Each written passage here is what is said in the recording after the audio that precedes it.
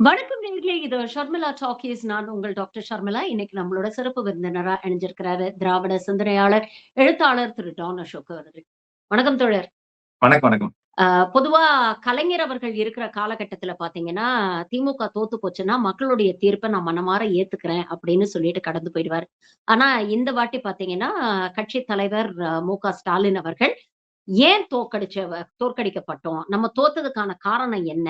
அப்படின்னு சொல்லி உடன்பிறப்புகளின் குரல் அப்படின்னு அவங்க கிட்ட கருத்து கேட்கிறாரு. பொதுமக்கள் கிட்ட கருத்து கேட்கிறாரு அப்படிங்கிறத பார்க்க முடியுது.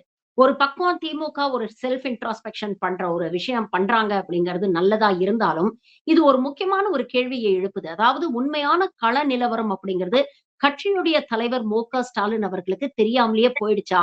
ஒருவேள அது நமக்கு தெரியல அப்படிங்கிற ஒரு விஷயத்த வந்து இப்படி கன்வே பண்றாரா? அப்படின்னு நமக்கு தோணுது. இது எந்த அளவுக்கு உண்மைன்னு நினைக்கிறீங்க?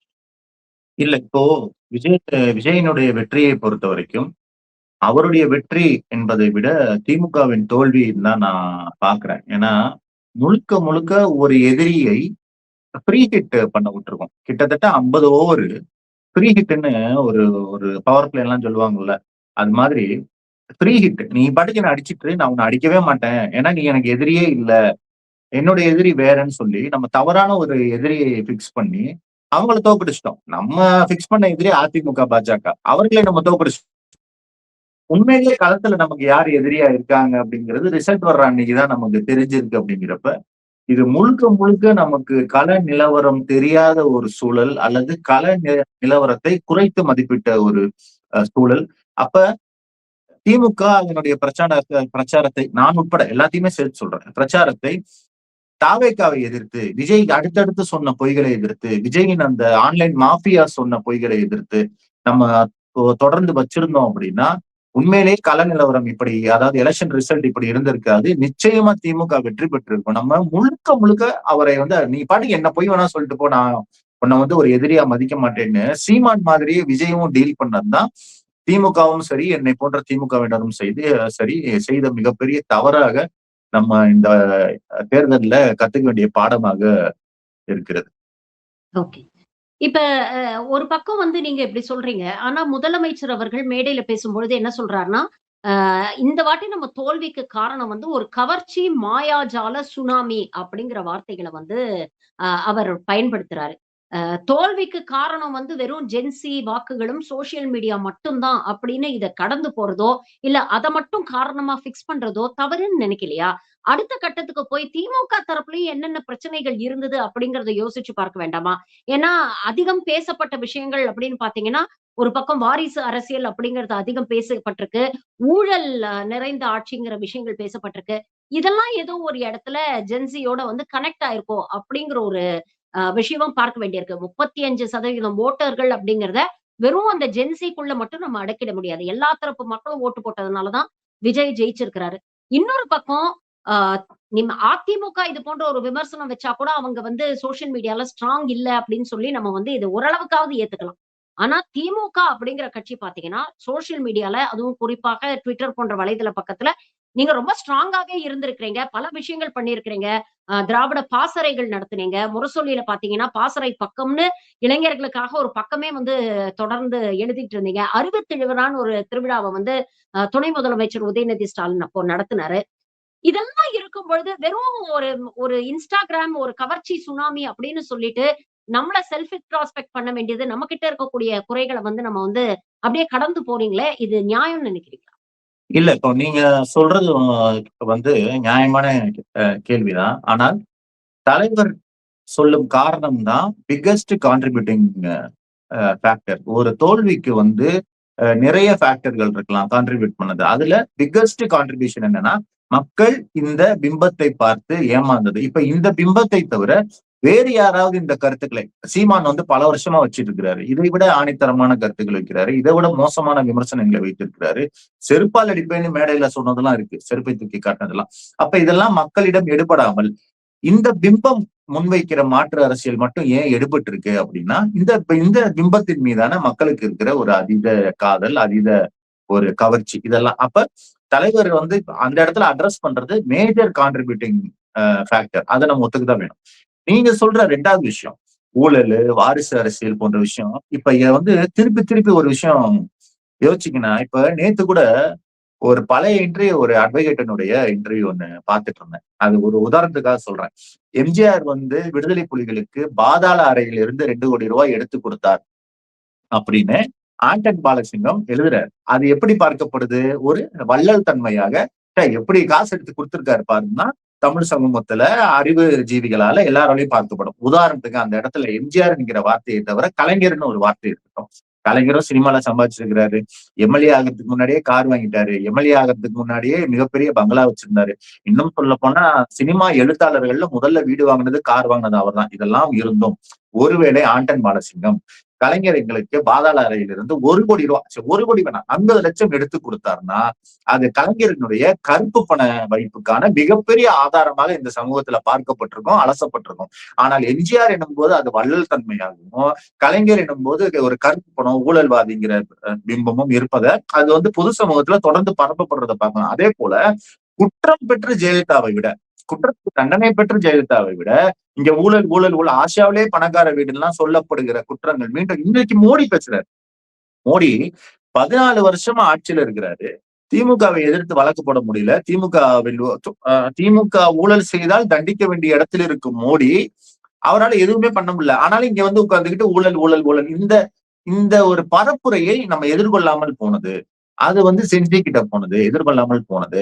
வாரிசு அரசியல்ங்கிறது இந்திய அளவுல மோடி எப்படி ராகுல் காந்திக்கு எதிராக பயன்படுத்துறாரோ, அது போல தமிழ்நாட்டுல திமுகவிற்கு எதிராக வாரிசு மிகப்பெரிய பிரச்சனைகளை எல்லாம் ஊழல் வாதிகள, மதவாதிகள, ஜாதியவாதிகளை எல்லாத்தையும் மறைக்கிற அல்லது அவர்களை விட வாரிசு அரசியல் தான் மோசங்கிற பிம்பத்தையும் ஜென்சி கிட்ட அவர்கள் வெற்றிகரமாக கொண்டு போய் சேர்த்திருக்கிறார்கள். அப்ப இதையெல்லாம் நம்ம வந்து கவுண்டர் பண்ணாம விட்டது, நியாயமான முறையில கவுண்டர் பண்ணாம விட்டது ஒரு ஒரு தோல்வியா நான் பாக்குறேன். ஆனா இதுதான் மேஜர் கான்ட்ரிபியூட்டிங் ஃபேக்டரா? ஜென்சி இளைஞர்களும் மற்றவர்களும் இதற்காக தான் விஜய்க்கு ஓட்டு போட்டாங்களா? இந்த ஊழல்வாதி என்கிற ஒரு பிம்பமும் வாரிசு அரசியல் பிம்பத்தினாலதான் விஜய் போன்ற ஒரு ஆளை போய் தேர்ந்தெடுத்தாங்களா அப்படின்னா கிடையவே கிடையாது. அதுதான் வந்து இந்த இடத்துல ஒரு முக்கியமான விஷயமா பாக்குறோம். அதற்கு இவர்கள் ஒரு காரணமாக எப்படி மோடிக்கு ஆரம்பத்துல ஓட்டு போட்டவங்க எல்லாம் டெவலப்மெண்ட்ங்கிற ஒரு ஏமாற்றம் வச்சுக்கிட்டாங்க. நீங்க ஆரம்பத்துல பாத்தீங்கன்னா மோடிக்கு எதுக்காக ஓட்டு போடுற? பச்சையா குஜராத்ல இருந்தாலும் கலவரம் பண்ணாரு, எனக்கு அது பிடிச்சிருக்கு, எனக்கு முஸ்லீமை பிடிக்காது, அதனால மோடிய ஆதரிக்கிறேன்னு சொல்ல வெட்கப்பட்டுக்கிட்டு எப்படி மாற்றம் ஊழல் ஒழிப்பாரு, டெவலப்மெண்ட் எல்லாம் ஏமாத்திக்கிட்டாங்களோ, தன்னையும் ஏமாற்றி சமூகத்தையும் ஏமாத்திட்டாங்களோ, அப்படிதான் விஜய் என்கிற இந்த மனிதன் மீதான தங்களின் கவர்ச்சி வந்து வெளிப்படையா சொல்றதுக்கு, நீ எதுக்கு விஜய்க்கு ஓட்டு போற, நான் விஜய் ஃபேன் ஓட்டு போறேன்னு சொல்லாம எனக்கு இவங்களை பிடிக்கல, அவங்கள பிடிக்கல, மாற்றம் யாராவது வரட்டும், இதெல்லாம் சொல்லி தங்களை ஏமாத்திக்கிற ஒரு விஷயமா பார்க்கிறேன். ஆக இது ரொம்ப எளிமையா கவுண்டர் பண்ணக்கூடிய விஷயம் இல்ல. இது இந்த இடத்துல தான் ரொம்ப காம்ப்ளெக்ஸ் ஆகுது. மாற்றம் எதுன்னு பேசுறான். ஆனா உள்ள அவனுக்கு என்னன்னா விஜய் என்ன செஞ்சாலும் முட்டு கொடுப்பேன்ற ஒரு மிகப்பெரிய ஒரு ஒரு கல்ட் மென்டாலிட்டி அவனுக்கு இருக்கு. இன்னைக்கு வரைக்கும் அவர்கள் போடுற கமெண்ட்டுகளும், அவர்கள் விஜய்க்கு கொடுக்கிற முட்டும், விஜயின் அமைதிக்கு அவர்கள் சொல்கிற காரணமும், நேத்து ஒரு பையன் சொல்றான் டிஜிபி அப்பாயின்மெண்ட் கொடுக்கல. அதாவது முதல்வருக்கு டிஜிபி அப்பாயின்மெண்ட் கொடுக்கலையா, அதனால அரசு விழாவை ரத்து பண்ணிட்டாராம். இது காரணங்களை எல்லாம் இந்த மக்களால ஏத்துக்க முடியுதுல்ல. அப்ப இதையெல்லாம் நம்ம வந்து ஒரு மீண்டும் இது வந்து பிம்பச்சிறை 2.0வாகத்தான் நம்ம பார்க்க வேண்டியது இருக்கு. நம்மலாம் திராவிடம் 2.0ன்னு பேசிட்டு இருந்த சமூகத்துல அந்த பிம்பம் இப்ப கூட ஒண்ணும் இல்ல. பிபிசில எம்ஜிஆர் காலத்துல எடுத்த வீடியோ புட்டேஜ் எல்லாம் போட்டு சின்னதா ஒரு டாக்குமெண்ட்ரி மாதிரி போட்டிருந்தாங்க. எனக்கு பார்த்துட்டு அவ்வளவு ஆச்சரியம். இப்ப என்ன நடந்துச்சோ அப்படியே நடந்திருக்கு 1975, 76 சமயங்கள்ல. அந்த கார்ல போய் உழுகுறாங்க, கால்ல உழுகுறாங்க. எம்ஜிஆர் கார்ல போய் சாமி மாதிரியே உழுகுறாங்க. அது அப்படியே நடக்குது இன்னும். அப்ப 50 வருஷமா நம்ம வந்து ஜாதிக்கு எதிராக பேசணும், மதத்துக்கு எதிராக பேசணும், எவ்வளவோ முன்னேற்றத்துக்கு எதிராக பேசணும், இது பெண்ணியம் பத்தி பேசணும். ஆனால் இந்த சினிமா பிம்பத்தை எதிர்க்காம நம்ம விட்டுட்டோம். சினிமா பிம்பம் வந்து தானா சரியாகி விடக்கூடிய பிம்பம் நம்மளாம் நினைச்சு விட்டதுதான் இந்த ஒட்டுமொத்த தோல்வியின் ஒரு ஒரு காரணமாக நான் பாக்குறேன். ஓகே. நீங்க இப்ப சொன்ன எல்லா விஷயத்தையும் 12 வருஷமா பாஜக பண்ணிக்கிட்டு தான் இருக்கு. நீங்க சொன்ன அப்படியே இந்த விஷயங்கள் எல்லாம் மோடிக்கும் பொருந்துதான் போகுது. ஆனா கடந்த தேர்தல்கள்ல இதுக்கு முன்னால நடந்த சட்டமன்ற தேர்தல் ஆகட்டும், நாடாளுமன்ற தேர்தல் ஆகட்டும், இந்த பாஜக எதிர்ப்பை முன்னிறுத்தி தான் திமுக களமாடிச்சு. இந்த தேர்தலையும் அப்படித்தான் களமாடிச்சு. இதெல்லாம் மோடிக்கு எதிராக சொல்லும் பொழுது இதே விஷயங்கள் வந்து தமிழ்நாட்டுல எடுபடுது. இன்னைக்கு அதே விஷயங்கள் விஜய்க்கு எதிராக ஏன் எடுபடாம போயிடுச்சுன்னு நினைக்கிறீங்க? உதாரணத்துக்கு நீங்க பாத்தீங்கன்னா, இன்னொரு முக்கியமான விஷயம் விஜய் வந்து களத்துல வச்ச விஷயம் வந்து சட்டம் ஒழுங்கு சரியில்ல, பெண்களுக்கு பாதுகாப்பு இல்ல அப்படிங்கிற விஷயங்கள். நம்மகிட்ட நெறைய தரவுகள் இருந்தது. மற்ற மாநிலங்களை கம்பேர் பண்ணும்பொழுது, தமிழ்நாடு ஃபார் பெட்டர். இங்க பெண்களுக்கு பாதுகாப்பு இருக்கு. அவங்களுக்கான வேலை வாய்ப்புகள் இருக்கு. கல்வியில முதல் இடத்துல இருக்கிறாங்க. வேலை செய்யக்கூடிய பெண்கள் தமிழ்நாட்டுல தான் அதிகமா இருக்கிறாங்க. ஒரு சேஃப் சூழல் இருக்கிறதுனால தான் அவங்களால வந்து இயங்க முடியுது சமூகத்துல. இவ்வளவு விஷயங்களும் இருந்தும், இந்த நரேட்டிவ கவுண்டர் பண்ண ஏன் தவறிடுச்சு திமுக? இதெல்லாம் வந்து பிஜேபி இந்த குற்றச்சாட்டுகள்லாம் வைக்கும்போது, இதற்கு பதில் சொல்லக்கூடிய, அந்த பதிலை ஏற்றுக்கொள்ளக்கூடிய மக்கள், விஜய் அதே குற்றச்சாட்ட வைக்கும்போது, இந்த பதில்கள்லாம் எடுபடாம போயிடுச்சுல்ல. வேர் டு யூ திங்க் திமுக வந்து எங்க மிஸ் பண்ணிட்டாங்கன்னு? நீங்க பிஜேபியை வந்து மக்கள் எதிரியாக பார்க்குறாங்க. அதே போல கொள்கை விஷயத்திலயும் திமுகவிற்கு நேர்மாறான ஒரு எதிரியாக, ஆமா எனக்கு பெரியார பிடிக்காது, எனக்கு திராவிடம்னா பிடிக்காது, எனக்கு வந்து சமூக நீதினா பிடிக்காதுன்னு சொல்லிட்டு இடபிள்யூஎஸ்க்கு ஆதரவுன்னு வெளிப்படையாக சொல்லிவிட்டு, நீட்னா எனக்கு பிடிக்கும், உனக்கு பிடிக்காதுன்னு சொல்லிவிட்டு வருகிற ஒரு நேர்மையான ஒரு எதிரியாக பிஜேபி இருக்குது. அப்ப எதிரி வெர்சஸ் எதிரின்னு பார்க்குறாங்க. இங்க தாவேகா வந்து ஒரு ஒரு ஒரு ட்ராஜன் ஹார்ஸ் மாரி வருது. நீங்க எப்படி அம்பேத்கர வச்சுக்குது, பெரியார வச்சுக்குது. அதுவும் என்னன்னா, போலி முற்போக்காளர்களுக்கு ஒரு இன்னும் இன்னும் வசதியா இருக்கு. இப்ப அவங்க வந்து பாஜகவை ஆதரிக்க வெட்கப்படுவாங்க. ஆனா தாவேகாவை ஆதரிக்கும்போது ஏதோ ஒரு பேருக்கு ஒரு படம் இருக்குல்ல. அப்ப நம்ம வந்து வச்சுக்கலான்றப்ப, இது திமுகவிற்கு ஒரு மாற்று மாதிரியான ஒரு பார்வையை, பிம்பத்தை தமிழக அரசியல் சூழல்ல முற்போக்காளர்களே வைக்கும்போது, சாதாரண மக்களுக்கு இது ஒண்ணும் பெரிய நம்ம ஒண்ணும் அப்படியே என்டையரா ஆப்போசிட்டா வேற கட்சிக்கு வந்து இது பண்ணல. அவரும் சமூக நீதி பேசுறாரு, விஜயும் பேசுறாரு, சிறுபான்மை மக்கள்ங்கிறாரு, ஜோசப் விஜய்ங்கிற வேடத்தோட வராரு. இது எல்லாமே மக்களுக்கு ஒரு வசதியாக போயிருச்சு. இன்னொன்னு, நம்ம கவுண்டர் பண்ணல அப்படிங்கிறது ரொம்ப ரொம்ப ரொம்ப முக்கியம். நம்ம அண்ணாமலை பொய்களை சொன்னப்பெல்லாம் கவுண்டர் பண்ணோம். பிஜேபி பொய்களை சொன்னப்பெல்லாம் கவுண்டர் பண்ணோம். இங்க ஒரு ஆளு 24/7 பொய் சொன்னார். நான் ஒரே ஒரு கேள்வி கேட்கிறேன். 30% எம்கேஎஸ்க்கு கமிஷன் போகுதுன்னு மேடையிலேயே ஒரு ஆள் சொல்றான். ஏன் நம்ம அதை எதிர்த்து வழக்கு போடல? ஏன் நம்ம அதை எதிர்த்து அமைதியா போனோம்? ஏன்னா அவன் அந்த ஆள வளர்த்து விட வேணாங்கிற எண்ணம். இதுதான் நம்மளுடைய தோல்விக்கு மிகப்பெரிய காரணமா நான் பாக்குறேன். அதான் சிம்பிளா நீங்க எல்லாத்தையும் விட்டுட்டு ரொம்ப 2 வரியில இந்த தேர்தலோட தோல்வி எல்லாத்தையும் சொல்லணும்னா, we underestimated Vijay, we overestimated people. இதுல வந்து வேற நீட்டி முழக்கி சொல்ல வேண்டிய விஷயமே கிடையாது. இன்னைக்கு அடிக்கணும்ல. இன்னைக்கும் நான் திமுக என்ன வைக்கிறேன்னா, டெய்லி நீங்க பாத்தீங்கன்னா குறைஞ்சபட்சம் ஒரு 10 ஃபேக் நியூஸ் வருது. நீங்க இன்னைக்கு டெய்லி ஒரு 15 மினிட்ஸ் பிரஸ் மீட். யாரு எத்தனை செய்தி தொடர்பாளர்கள் வந்து திமுக இருக்காங்க. Daily 15 minutes press meet. Daily இன்னைக்கு இந்த செய்திகள்லாம் ஃபேக் நியூஸ் தாவேக அரசின் தரப்புல வந்திருக்குன்னு கொடுக்கலாம். என்ன பிரச்சனை உங்களுக்கு? ஏன் அமைதியாவே இருந்து நம்ம என்ன இப்போ ஒண்ணும் இல்லைங்க. ஃபேக் நியூஸ்ன்றது மீம் சைட்டு, காசு வாங்கிட்டு போடுற சைட் எல்லாம் தாண்டி தந்தி டிவில ஃபேக் நியூஸ் போடுறான். ஃபேக் என்பதை விட சரியான வார்த்தை வந்து மிஸ்லீடிங் நியூஸ். நீங்க பஸ் பாஸ் இல்லாம மாணவர்கள் பயணிப்பதை போக்குவரத்து துறை அமைச்சர் ஏதோ புதுசா இது திமுக ஆட்சியில போட்டது. திமுக ஆட்சியில போட்ட எல்லாத்தையுமே தவேக அரசு அறிமுகப்படுத்தின மாதிரி இவர்கள் செய்தி போட்டோகிராஃபர்கள் வந்து இனி டிஎன்பிஎஸ்சி மூலமாக தேர்ந்தெடுக்கப்படுவார். திமுக அரசு பிடிஆர் காலத்துல போட்டது. அப்ப இதெல்லாம் ஃபேக் நியூஸ் என்பதை தாண்டி மிஸ்லீடிங் நியூஸ புதிய தலைமுறை, தந்தி டிவி, பாலிமர் எல்லாமே போடும்போது உண்மையை மக்களுக்கு சொல்ல வேண்டிய இடத்துல இருக்கிற மீடியா எல்லாமே சொல்லாதப்ப பிரஸ் மீட் கொடுக்கறது என்ன? நீங்க வந்து தாவேகாவின் பொய் செய்திகளுக்குன்னே பிரஸ் மீட் கொடுக்கலாம் டெய்லி 15 நிமிஷம். என்ன பிரச்சனை இப்ப அதுல? அப்ப இப்பயும் நம்ம வந்து தானா வாலண்டியர்ஸ் எல்லாரும் பாத்துக்கோங்க. நீங்க ஆரம்பத்துல ஒரு விஷயம் சொன்னீங்க. ஆன்லைன்ல வந்து டிஎம்கே பயங்கர ஸ்ட்ராங்கா இருக்குன்னு. டிஎம்கே ஆர்கனைஸ்டா ஸ்ட்ராங்கா இல்ல. That is not an organised team. Volunteers இருக்காங்க. நீங்க நிறைய பேர் இருக்கு. ஏகப்பட்ட பேர் சின்ன பசங்க இந்த ஜென்சின்னு மீட்டிங் வச்சிருக்காங்க. யாரு வாலண்டியர்ஸ். நீங்க வந்து வாலண்டியர்ஸ மட்டுமே நம்பிட்டு இருக்கிற காலம் போயிருச்சு. நீங்க நேத்து வந்து தாவேகாக்கு ஆதரவா ஒரு ஐடியா பத்தி ஒரு வீடியோ பாக்குறேன். அந்த ஐடி வந்து விஜயனா ஃபார் சிஎம்னு ஏதோ ஒரு தமிழ் யூடியூப் சேனல்ல கமெண்ட் போட்டிருக்கு. அந்த ஐடிக்குள்ள போய் பார்த்தா அந்த ஐடியோட பேரு ரேபிட். அந்த ஐடி எங்க இருக்குன்னு பார்த்தா பாகிஸ்தான்ல இருக்கு. ஏன் பாகிஸ்தான்ல இருக்குன்னா பாட்டு. அது வந்து உண்மையான பர்சனே கிடையாது. அது போல விஜய்க்காக அண்ணா அண்ணா அண்ணான்னு ஜிமிக்கி பொண்ணு, விஜய் ஃபேன் பொண்ணு, தமிழ் பொண்ணுன்னு இன்ஸ்டாகிராம்ல அவ்வளவு ஐடி அழுது விஜய் நான் ஏன் கஷ்டப்படுறீங்க? அந்த ஐடி எதுவுமே ஆக்டிவா இருக்கு. இது எல்லாமே பாட்டு. அப்ப சிஸ்டமேட்டிக்காக ஒரு ஸ்கேம் நடந்திருக்கீங்க. எப்படி எம்எல்எம் மார்க்கெட்டிங் நடக்குமோ அது போல இங்க ஒரு ஸ்கேம் நடந்திருக்கு எலெக்ஷன்ல. Organised legal scam. அதனாலதான் இத இத இத வந்து நம்ம வாலண்டியர்ஸை வச்சு பிரேக் பண்ண முடியாது. இதுதான் நான் கத்துக்கிட்டது, நம்ம கத்துக்க வேண்டியது வாலண்டியர்ஸ மட்டுமே வச்சு கத்துக்க முடியாது. நம்மளுடைய பிரச்சாரம் எங்களை எப்படி திராவிட மாடல்னு பாஸ் அடிக்க அனுப்புனீங்களோ, அதெல்லாம் கரெக்ட் தான். ஆனால் நம்ம அங்க போயிட்டு இருக்கிறப்ப காலம் இங்க வந்துருச்சு. நம்ம ஜஸ்ட் அந்த கேம கத்துக்கிட்டு இருக்கும்போது, அந்த கேம்ல நல்லா செயல்பட்டுட்டு இருக்கும்போது ரூல்ஸ் மாறிடுச்சு. கிரவுண்ட் மாறிடுச்சு. கேம் நடக்கிற இடம் மாறிடுச்சு. முன்னாடி வந்து கிரிக்கெட் கிரவுண்ட்ல கிரிக்கெட் வந்து கிரவுண்ட்ல விளையாடுறதுக்கும் வீடியோ கேம்ல விளையாடுறதுக்கும் வித்தியாசம் இருக்குல்ல. ஸ்போர்ட்ஸ் வீடியோ கேம்ல விளையாடுவோம்ல. இப்ப வீடியோ கேம் மாதிரி ஆயிடுச்சு. அப்ப வீட்டுல உட்கார்ந்து விளையாட வேண்டிய ஒரு பிரச்சார முறை வந்துருச்சு. இது திமுகவினுடைய அந்த ஆர்கனைசேஷனின் உதவி இல்லாமல், அவர்களுடைய தலையீடு இல்லாமல், ஒரு கட்டமைப்பா இல்லாமல், ஒரு இதுக்கான ஒரு கவுண்டரை ப்ராப்பரா நம்ம என்கேஜ் பண்ணாம இதை வீழ்த்துவது வந்து சாதாரண விஷயம் கிடையாது. ஏன்னா விஷம் மாதிரி பரவிட்டு இருக்கு. நீங்க ஒண்ணும் இல்ல. முன்னாடி நான் ஒரு சின்ன எக்ஸாம்பிள் சொல்றேன். முன்னாடி நமக்கு எதிரான ஒரு பேப்பர்னா தினமலர் எடுத்துக்கலாம். எல்லாரு கையிலயுமே தினமலர் இருக்கும்.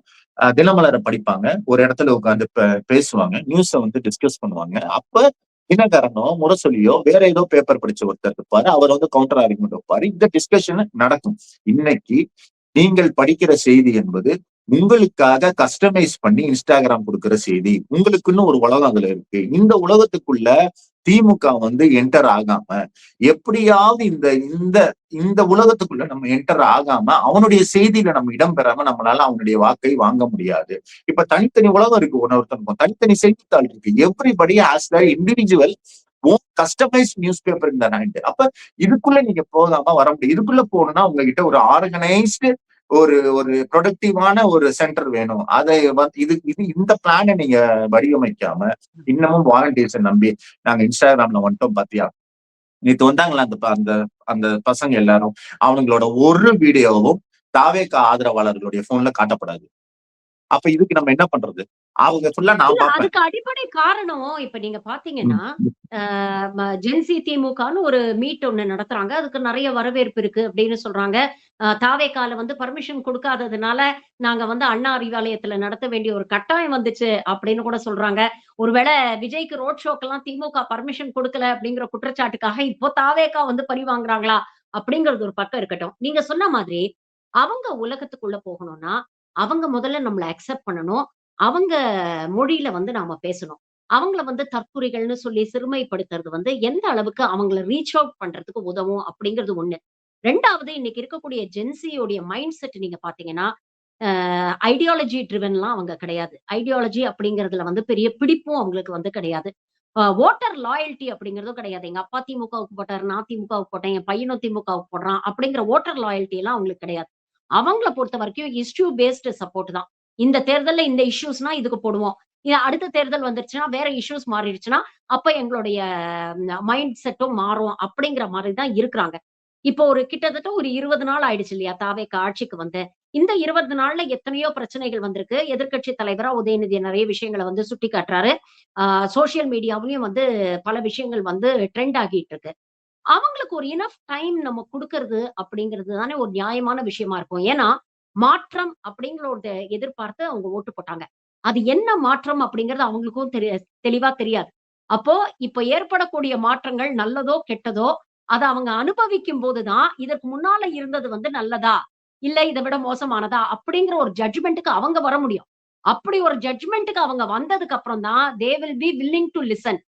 அப்போ ஆல் திஸ் இந்த ஜென்சி திமுக அப்படின்னு திடீர்னு ஒரு கூட்டங்கள் இப்ப சென்னையில நடத்துனாங்க. அடுத்தது கோயம்புத்தூர்ல நடத்தப் போறாங்க. இந்த ஆப்டிக்ஸ் எல்லாம் கேட்க நல்லா தான் இருக்கு. பட் ஆனா அடிப்படையில அது இப்போ எஃபெக்டிவா இருக்கும்னு நினைக்கிறீங்களா? Let them face the realities. அத ஃபேஸ் பண்ணா தான் they will be open to what we are saying அப்படின்னு தோணலையா உங்களுக்கு? இல்லங்க 2 விஷயம் இருக்கு. ஒண்ணு, துவண்டு கிடக்கிற திமுக காரன வந்து திருப்பி இல்ல நம்ம வந்து வீழலன்ற நம்பிக்கை குடுக்கிறது. அதுக்கு இந்த கூட்டம் வந்து பயன்படுங்கிறதுல எனக்கு மாற்று கருத்து இல்ல. நீங்க சொல்றது மற்றவர்கள நம்ம பக்கம் மாத்துறது. இது வந்து ஆர்கானிக்கா நடக்காது. நீங்க சொல்ற ரீச் என்ன தெரியுமா? நீங்க சொல்றது என்னன்னா, "நீ தற்குறின்னு கூப்பிட்டா எப்படி வருவான்?" நான் தற்குறின்னு கூப்பிடலைனாலும் என்கிட்ட வரமாட்டான். ஏன்னா அவனோட அல்காரிதம நான் பிரேக் பண்ணாத வரைக்கும், என்னோட ஒரு 10 வீடியோக்கள் அவனுக்கு காட்டாத வரைக்கும், என்னோட என்னோட 11 வீடியோக்கள அவன் வந்து ஒரு 2 நிமிஷமாவது கேட்காத வரைக்கும், இவன் என்னமோ சொல்றான்லங்கிற இது வராத வரைக்கும், அவனோட கல்ட் மென்டாலிட்டிக்குள்ள நான் வந்து ஊடுருவாத வரைக்கும், அந்த மாற்றம் வந்து நிகழவே நிகழாது. இந்த அல்காரிதம் பிரேக்கிங்ன்றது வந்து ஆர்கானிக்கா நடக்காது. நீங்க எப்படி ரூட்டுங்கிறத வச்சு நம்ம ஆட்கள் எல்லாம் சொல்றாங்களோ, அவங்க ஆர்கானிக்கா பிரேக் பண்ணல. அவங்க டேட்டா கலெக்ட் பண்ணியிருக்காங்க. அவங்க ஒவ்வொரு ஊர்லயும் வேலை பார்த்துருக்காங்க. ஒவ்வொருத்தருடைய போனையும் கிட்டத்தட்ட ஹேக் பண்ண மாதிரி உள்ள போயிருக்கிறாங்க. அவர்களுக்கு காட்டப்பட்ட எந்த வீடியோவும் டான ஷோக்கு காட்டப்படாது. எனக்கு காட்டப்படுகிற எந்த வீடியோவும் அவர்களுக்குள்ள காட்டப்படாது. அப்ப இந்த அல்காரிதத்தை பிரேக் பண்ணணும் அப்படின்னா, நம்ம ப்ராப்பராக டெக்னிக்கலாக வேலை பார்க்கணும். ஒண்ணு. நீங்க சொல்றது இன்னொன்னு ஆர்கானிக்கா பண்றது வந்து தற்குறி நம்ம ஏன் சொன்னோம்? நம்மளோட திமிரு. என்ன திமிரு அப்படின்னா, அவன் முட்டாள் நான் அறிவாளிங்கிற திமிரு இல்ல. எலெக்ஷன்ல மாற்றத்தை ஏற்படும் அளவுக்கு தமிழ்நாட்டுல தற்குறிகள் இருக்க மாட்டாங்க அப்படிங்கிற ஒரு அதீத நம்பிக்கையில் ஏற்பட்ட திமிரு இந்த கூட்டத்தை தற்குறின்னு சொல்றதுனால என்ன ஆயிட போகுது அப்படின்னு சொன்னோம். அப்ப இது மெஜாரிட்டியா இருக்கும் பொழுது தேர்தல் அவுட்புட்டை தீர்மானிக்கிற அளவு வாக்காளர்கள் அந்த கேரக்டரோட இருக்கும் பொழுது அவர்கள் இனிமே தற்கொலைன்னு சொல்றது தப்பு.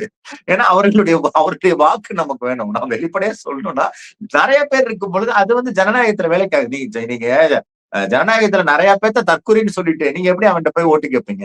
நாங்க என்ன நினைச்சோம், ஒரு சின்ன பர்சன்ட் இருக்கும், ஒரு 8% 9% இருக்கும். அவனை தற்கொலைன்னு திட்டுறதுனால நமக்கு ஒண்ணும் பெருசா பாதிப்பு இருக்காது. அவன் பார்த்தா பெரிய பர்சன்டேஜ் இருக்கான். அவன் வீட்டுல உட்கார்ந்து எல்லாத்தையும் பிரெயின் வாஷ் பண்றான். அக்கா அக்கா ஒரு தடவை அண்ணனுக்கு வாய்ப்பு கொடுங்கன்றான். அம்மாவை போட வச்சான், தம்பியை போட வச்சான். நேத்து ஒரு கல்யாண வீட்டுக்கு போறேன். ஒரு 10 வயசு பையன் வந்து திமுக ஒரு தீய சக்தின்னு இன்னொரு குழந்தைக்கு பாட்டு சொல்லி கொடுத்துட்டு இருக்கிறான். சோ கிட்டத்தட்ட அவர்களுடைய பிரெயினை வந்து ஹேக் பண்ணிருக்கிறாரு விஜய். கிட்டத்தட்ட குழந்தைங்களை வந்து சீரழிச்சிருக்கிறாரு. சரியான வார்த்தை வந்து சீரழிச்சிருக்கிறாரு. வெப்பனைஸ் பண்ணிருக்கிறாரு. குழந்தைகள் இந்த எலெக்ஷன்ல விஜயால வெப்பனைஸ் பண்ணப்பட்டிருக்கிறாங்க. இதுதான் சரியான வார்த்தை. நீங்க எப்படி நாடுகள்ல உள்நாட்டு போர் நடக்கும்போது குழந்தைகள் கையில துப்பாக்கி கொடுப்பாங்களோ, அது போல குழந்தைகள் வாயில துப்பாக்கி கொடுத்திருக்கிறாரு விஜய். இவ்வளவு மோசமான ஒரு விஷயத்தை செய்யும் போது இதை எல்லாமே நம்ம மாத்தணும். சாதாரண விஷயம் இல்லை. ஆனால் ஒரே ஒரு ஹோப் என்ன, ஒரே ஒரு நல்ல விஷயம் என்ன, தமிழ்நாட்டில் இருக்கிற ஒரே ஒரு ஒலி கீற்று என்ன, மிகப்பெரிய தம்பிங் மெஜாரிட்டி மோடி மாதிரியே விஜய்க்கு கிடைக்கல. இழுத்துக்க பறிச்சுக்கிட்டு ஒரு ஆட்சியை இந்த மக்கள் கொடுத்திருக்கிறாங்க. நீங்கள் அன்றாடம் சந்திக்கும் 3இல் 2 நபர்கள் விஜயை விரும்பாத நபர்கள். இதெல்லாம் தான் நமக்கு இருக்கிற பாசிட்டிவ். அப்ப இந்த அல்காரிதம் இந்த இந்த இந்த ஸ்ட்ராட்டஜி நீண்ட நாள் வேலைக்கு ஆகாதுன்னா அவங்க அதிமுகல இருந்து ஆள் எடுத்துட்டு இருக்காங்க.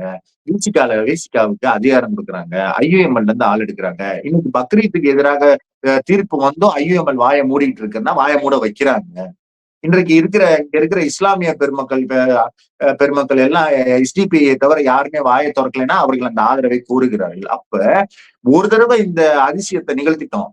குழந்தைகளை வெப்பனைஸ் பண்ணிட்டோம். என்னென்னவோ பண்ணிட்டோம். அடுத்த தடவை எல்லாம் ஜெயிக்கணும்னா நமக்கு ஒரு ஆர்கனைசேஷன் தேவை. அதனாலதான் ஆதவர்ஜி நான் சொல்றாரு, அதிமுக இருந்து ஆள் எடுக்கிறோம். எல்லா நிர்வாகிகளும் வராங்க. அவர்களுக்கு களத்தில் இனிமே வேலை செய்ய ஆட்கள் தேவை. குழந்தைகளை வச்சுக்கிட்டு தொடர்ந்து வேலை செய்ய முடியாது. அப்ப இதை பிரேக் பண்ணணும். அப்ப அடுத்த கட்டத்துக்கு அவங்க போறாங்க. அடுத்து இதை எப்படி சஸ்டெயின் பண்றதுன்னு பாக்குறாங்க.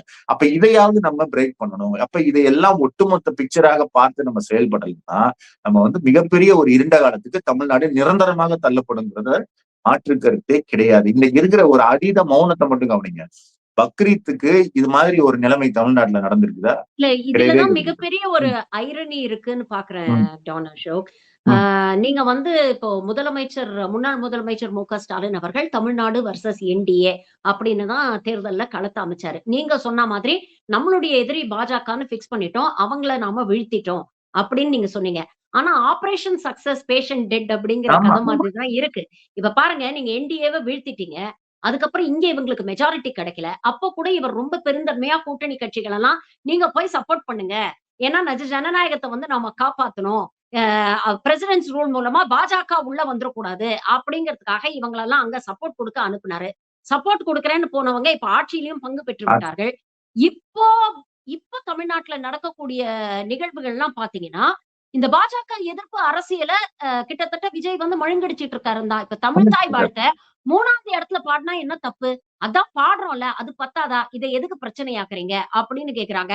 அதே மாதிரி திருவள்ளுவர் சிலைக்கு காவி பூசுனா என்ன, இது பூசுனா என்ன அப்படிங்கிற ஒரு விஷயம் வந்து இன்னைக்கு அதெல்லாம் வந்து ஒரு பெரிய பேசும் பொருளாக இல்ல அப்படின்னு சொல்லி மக்கள் கடந்து போறாங்க. இல்ல அதை நியாயப்படுத்த முயற்சி பண்றாங்க. வேந்தரா யார் இருந்தா என்னங்க, ஆளுநர் இருந்தா என்ன, இல்ல சிஎம் இருந்தா என்ன, இதனால மாணவர்களுக்கு இருக்கிற பிரச்சனை முடிஞ்சு போயிட போகுதா அப்படிங்கிற ஒரு விமர்சனத்தை வந்து எழுப்புறாங்க. பக்ரீதுக்கு நீங்க சொன்ன மாதிரி இப்படி ஒரு விஷயம் நடக்குது. கம்யூனிஸ்டும் வாய திறக்கல, ஐயுஎம்எல்லும் வாய திறக்கல, விசிகேவும் விமர்சனம் பண்ணல. விவசாயிகள் போராடிட்டு இருக்காங்க. முதல் ஆளா நியாயமா கம்யூனிஸ்ட் தான் வந்து களத்துல நின்னு இருக்கணும். யாருமே வாய திறக்க மாட்டேங்கிறாங்க. சைதாப்பேட்டையில பாத்தீங்கன்னா சாதிய பாகுபாடு காமிக்கிறாங்க வீடு அலோகேட் பண்றதுல வீடு அப்படின்னு சொல்றாங்க. 7 பட்டியலின மக்களை அமைச்சர்களா உட்கார வச்சிருக்கணும். பிறப்புக்கும் எல்லா உயிருக்கும்னு பேசுறவங்க, இப்படிப்பட்ட ஒரு விஷயத்த பண்றாங்க. விசிக வேடிக்கை பாக்குது. யாரும் விமர்சனம் பண்ண மாட்டேங்கிறாங்க. எசென்ஷியலி நான் சொன்ன மாதிரி operation successful but patient died அப்படிங்கிற மாரி பாஜகவ வெளியில நிறுத்துறோம்னு நெனச்சீங்க. பட் பாஜகவுடைய அஜெண்டாலாம் இன்னைக்கு விஜய் செயல்படுத்திட்டு இருக்கிறாரு. பாஜக உண்மைதான். எதிர்ப்பு அப்படிங்கிறது நீர்த்து போயிடுச்சு இல்லையா அப்போ? இல்ல நீங்க சொல்றது வந்து 100க்கு 100 உண்மைதான். முன்னாடி இந்த இந்தியா கூட்டணி அப்படிங்கிறது ஒரு ஒருமித்த பாஜக எதிர்ப்பு குரலாக இருந்துச்சு. இந்தியா கூட்டணியில காங்கிரஸ் இருந்துச்சு, விசிக இருந்துச்சு, கம்யூனிஸ்ட் இருந்துச்சு, ஐஎம்எல் இருந்துச்சு. அப்ப இத்தனை கட்சிகள் எதிராக இருந்தார்கள். இன்னைக்கு தாவேகா என்பது ப்ரோ பிஜேபியாக செயல்படுகிறது. இந்த ப்ரோ பிஜேபி அல்லது டிராஜன் ஹாரிஸ் பிஜேபியுடன் இவங்க எல்லாம் போய் கூட்டணி சேர்ந்த உடனே எல்லாரு வாயும் நசுக்கப்பட்டு இன்னைக்கு பாஜகவை எதிர்க்கிற ஒரே ஒரு தமிழ்நாட்டு குரலாக திமுக மட்டும் இருக்கு. அப்ப தமிழ்நாடு வாஸ் அகேன்ஸ்ட் பிஜேபி என்பது மாதிரி தமிழ்நாட்டுல BJP is DMK is against பிஜேபின்ற ஒரு மாற்றம் இங்க வந்து ஏற்பட்டிருப்பது மிகப்பெரிய ஒரு பாஜகவிற்கு பலமான ஒரு விஷயமாக நான் பாக்குறேன். அதுல இந்த கூட்டணி கட்சிகள் எல்லாருக்குமே பங்கு இருக்குது. இன்றைக்கு அமைதி காக்குற எல்லாருக்குமே பங்கு இருக்குது. ஆனால் இந்த ஒரு ஒரு ஒரு எதிர்ப்பு இருக்கு. நீங்க எத்தனை நாள் இப்போ இந்த கொஞ்சம் கொஞ்சமா கொடுத்து பாக்குறாங்க. தமிழ் தாய் வாழ்த்த அப்படியே இது பண்ணிடுவோம். அடுத்து திருவள்ளுவருக்கு காவி சிலை காவி இது போட்டா என்ன போட்டுருவோம். அடுத்து முன்னாடி வந்தா என்ன கர்நாடகால படிக்கிறாங்கல்ல தமிழ்நாட்டுல. ஏன்னா உங்களுக்கு ஓட்டு போட்டவங்க யாருக்குமே தெரியாதுல்ல. அப்ப எல்லாமே இப்போ இதுதான் நான் ஒரு பேட்டியில சொல்லியிருந்தேன். அப்ப எல்லாத்தையும் முதல்ல இருந்து பரோட்டா சாப்பிடுவோம்னா வேற வழி இல்ல. நம்ம அதை வந்து செஞ்சுதான் ஆகணும். இப்போ எல்லாத்தையும் அழிச்சிடுறோம். எல்லா முன்னேற்றத்தையும் கொஞ்சம் கொஞ்சமா கொண்டு வந்த சமூக நீதி முன்னேற்றத்தை ஃபுல்லா அழிச்சிடுறோம். ஏன்னா இங்க என்ன நடக்குதுன்னே தெரியாது விஜய்க்கு. விஜய்கிட்ட போய் நீங்க என்ன கேட்பீங்க? சதீஷன் காங்கிரஸ் சிஎம், ஒரு தேசிய கட்சி சிஎம், அவரு கேரளால நேற்று பேட்டி கொடுக்குறாரு. வந்தே மாதரம் வந்து லா கிடையாது, ஆக்ட் கிடையாது, அது சும்மா கைட்லைன் தான், பாடணுமா வேணாமா நாங்க தான் முடிவு பண்ணுவோம்னு. விஜய் என்ன பண்றாரு? பிஎம் மோடியை பார்த்து ரெக்வஸ்ட் பண்ணுவேங்கிறாரு. இங்க அதை எதிர்த்து யாராவது பேசுறாங்களா பாத்தீங்களா? அப்ப இந்த மாபெரும் அமைதி இருக்குல்ல, இது வந்து இது வந்து தமிழகத்தின் ஒரு ஒரு மிகப்பெரிய இருண்ட காலத்தின் தொடக்கமாக தான் நான் பாக்குறேன். இதை கடக்கிற அல்லது இதை உடைக்கிற பொறுப்பு வந்து திமுகவிற்கு மட்டும்தான் இருக்கு. அதனாலதான் இந்த நேரத்துல நம்ம வாலண்டியர்ஸை மட்டும் நம்பிட்டு இருக்க கூடாது. மீடியாவை நம்ப முடியாது. நம்ம ரொம்ப அக்ரெசிவா வழக்கம் போல டிஃபென்ஸ் ஆடாமல் குறிப்பா நம்ம வந்து சொல்றோம்ல, இன்னொரு விஷயம் சொல்றேன். திமுகவை எவனாலும் வீழ்த்த முடியாது, திமுகவை எந்த கொம்பனாலும் அசைக்க முடியாதுன்றது ஒரு நம்பிக்கைங்கிறதுல இருந்து மூட நம்பிக்கையா மாறிடக்கூடாது. நீங்க ஒண்ணும் செய்யாம உட்கார்ந்து இருந்தா திமுக அழிக்காம இருக்க முடியாது. அஃபென்ஸ் நீங்க சும்மாவாது மந்திரமாது நீங்க அழிக்க முடியாதுன்னு சொன்னாவே அழிக்காம இருக்க முடியுமா? அப்படி இல்ல, நீங்க செயல்படணும்ல. இன்றைக்கு நேத்து வரைக்கும் நம்ம என்ன நினைச்சிட்டு இருந்தோம்? ஏடிஎம்கே டிஎம்கேவை தவிர யாருமே ஆட்சிக்கு வர முடியாதுன்னு தான் நினைச்சிட்டு இருந்தோம். இன்னைக்கு வந்திருக்குல்ல தேர்ட் பார்ட்டி. அப்ப இது நீங்க திருப்பி திருப்பி திமுகவை எவனால அழிக்க முடியாது, கொம்மனா அழிக்க முடியாதுன்னு மாஸ் டயலாக் பேசிட்டு இருந்தா கேட்க நல்லாதான் இருக்கு. பட் அதை எப்படி நம்ம உண்மையாக்குறது? செயல்பாடு இல்லாம வெறும் கேட்க நல்லா இருக்கு. யாரு பேசுறாங்கங்கிற ஒரு விஷயம் இருக்கு. நீங்க தினம் தினம் பிரஸ் மீட் கொடுக்கணும்னு சொன்னீங்கல்ல. இப்ப தினம் தினம் பிரஸ் மீட் ஆர்.எஸ். பாரதி, என்.ஆர். இளங்கோ போன்றவர்கள் கொடுத்தாங்கன்னா எப்படிங்க அது ஜென்சி கிட்ட போய் சேரும்? இல்ல ஒரு அது ஜென்சிக்கான பேசஸ வந்து நீங்க கிரியேட் பண்ணணும் இல்லையா? இப்ப டிஆர்பி ராஜாவே வாரிசு அரசியல் அப்படிங்கிற அவர் என்னதான் எஃபெக்டிவான ஒரு மினிஸ்டரா இருந்தாலும், அன்பில் மகேஷ் ஆகட்டும், டிஆர்பி ராஜா ஆகட்டும், எல்லாருமே இந்த வாரிசியல் அரசியல்ங்கிற அந்த விமர்சனத்துல போய் அவங்க எல்லாம் சிக்கிக்கிட்டு இருக்காங்க. அத தாண்டி வந்து அவங்க கிட்ட இருக்கக்கூடிய திறமைய வந்து யாரும் அங்கீகரிக்கணும் அப்படின்னு நினைக்கிறதே இல்ல. அப்ப பிரஸ் மீட்க்கு முதல் கொண்டு யூ நீட் ஃப்ரெஷ் ஃபேஸஸ் இல்ல. திமுக அப்படிங்கிற ஒரு வாரிசுங்கிற அடையாளம் இல்லாம, அடித்தட்டுல இருந்து வந்த ஒரு காடர் ஒரு ஒரு ஃபேஸ் அப்படின்னு ஒரு புதிய அடையாளம் திமுகவுக்கு. திராவிட மாடல் 2.0 விட DMK 2.0 is the need of the hour அப்படின்னு நினைக்கலையா நீங்க? இல்ல. இது எல்லாமே வந்து இதுதான். இந்த பிளான தான் டிவைஸ் பண்ணணும். இது எல்லாத்தையுமே அட்ரஸ் பண்ற மாதிரியான ஒரு அக்ரெசிவான அஃபென்சிவ் பிளான். நீங்க வந்து நம்ம ஒரு விஷயம் நம்ம திமுக காரர்கள்ட்ட இப்ப இங்க நிறைய பேர்ட்ட பேசும்போது எங்களுடைய ஆட்களுக்கு என்ன ஒரு எண்ணம் இருக்குன்னா, எனிவே இது வந்து ஒரு விளங்காத ஆட்சி. அதுல மாற்று கருத்தே கிடையாது. ஒரு வாரத்திலேயே ஒரு பல்லிழுக்கிற விளங்காத ஆட்சி. அந்த அமைச்சர்கள் பேசுறதெல்லாம் தெரியுது. அந்த அமைச்சர்கள் கீர்த்தனால இருந்து, ரமேஷ்ல இருந்து, இந்த போக்குவரத்து துறை அமைச்சர் பண்றதெல்லாம் பயங்கர இதுவா இருக்கு. அப்ப பயங்கரமான ஆன்டி இன்கம்பன்சி வந்தா ஆட்டோமேட்டிக்காக திமுகவிற்கு அந்த ஆன்டி இன்கம்பன்சி பயன்படுத்தணும்னு நினைக்கிறாங்க. அது அப்படி நடக்காது. பிகாஸ் இங்க இருக்கிற ஆட்சி வந்து லெப்ட் மாதிரி வேஷம் போட்டு கொண்டிருக்கிற ஒரு ஆட்சி. இது வந்து திமுகவிற்கு நேர் எதிர் கொள்கைகளை உடைய ஒரு ஆட்சி கிடையாது. அப்ப இதனுடைய ஆன்டி இன்கம்பன்சி இங்க வரணும்னு அவசியம் இல்ல. அப்ப பாஜக வேற எவனையாவது கொண்டு வரும். நீங்க அண்ணாமலை கூட தனி பார்ட்டி கொண்டு வருவாரு. நீங்க என்ன பண்ணுவீங்க? அப்ப இது ஆட்டோமேட்டிக்கா அறுவடை ஆகாது. இந்த அரசின் மீதான அதிருப்தி இப்ப அதிமுக இருந்துச்சுன்னு வைங்களேன், நான் கண்ண மூடின்னு சொல்லுவேன். அதிமுக மேல இருக்கிற அதிருப்தி திமுகவுக்கு தான் வரும். விஜய் மேல இருக்க அதிருப்தி வராது. ஏன்னா விஜய் கிட்ட இருக்கிறவன் எல்லாருமே திமுகவும் பிடிக்காம இங்க போய் உட்கார்ந்து இருக்கிறான். திமுகவை வந்து அடியாளம் வரைக்கும் வெறுக்கிறவனையாக சில பேரை மாத்தி வச்சிருக்கிறாரு விஜய். அப்ப இதற்கு நம்ம வேலை செய்யாம அஃபென்சிவா கேம் விளையாடாம இது வந்து நம்ம மாத்த முடியாது. அதனாலதான் நான் திருப்பி எனக்கு என்ன பண்ணணும்னு ஒரு ப்ராப்பரா டிவைஸ் பண்ண முடியல. ஆனா இதுதான் பிரச்சனைன்னு எனக்கு தெரியுது.